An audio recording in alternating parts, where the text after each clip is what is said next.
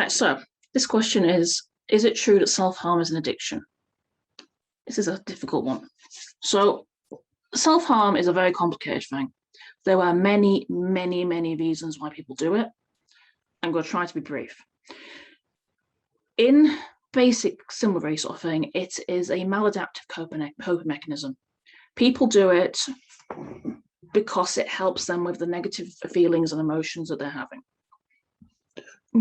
Be this because they feel they need to punish themselves, be it that they need a distraction, be it that they need some sort of self-care, so they do it so that they then get care afterwards, be it that they're basically just trying to self-destruct, or be it that they want a sort of physical manifestation of the emotional pain they're feeling. There's countless other reasons as well, but those are the main ones in my experience.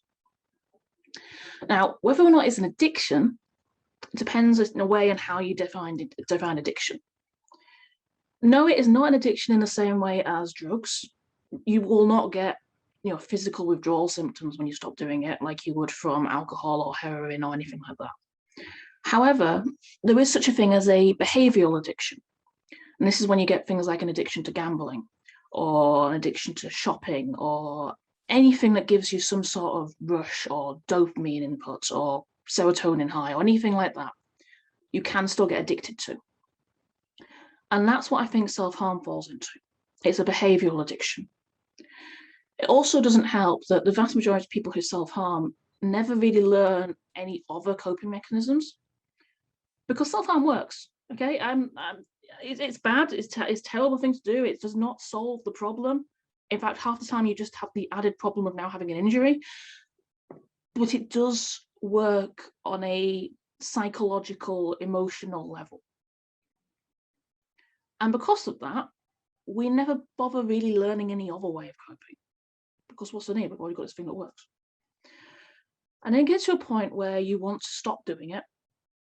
And it's very, very difficult because you don't know how non-self-harmers cope with life.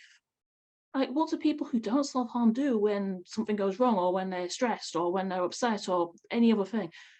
Your go-to thing's always been self-harm, so that's what you do. So in one level, there is an issue of you need to find something to replace it with, otherwise you can't recover. But on another level, there is a sort of addiction level. It does release chemicals in the brain. There is an almost release feeling. I'm not trying to make it sound like a positive thing. I'm not trying to glorify it. I'm trying to speak about this on a scientific, just a fact-based level. But so, I'm really trying here. The thing is, on some level it works. And it's very hard to find an alternative when you already sort of feel like you have something that works. On a secondary level, a lot of people who are self-harmers don't feel like they're worth anything. Therefore, they don't see the issue in harming their own body because it's not worth anything. Doesn't matter. No one cares, etc. But there is also an addictive component. There are chemicals released in the brain. There is a rush. There is a feeling of relief. And for a couple of minutes, you're not thinking about whatever thing it was that drove you to that level. Sometimes a little bit longer than a couple of minutes. So yes, there is an addiction element to it.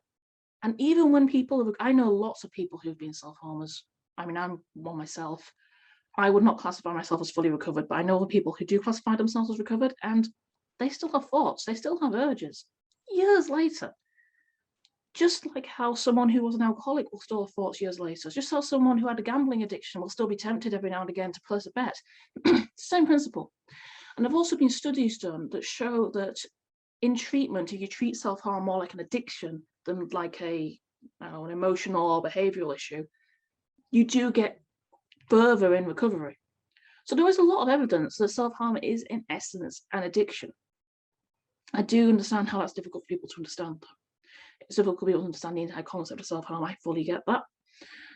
So yeah, technically speaking, you can argue that self-harm is an addiction.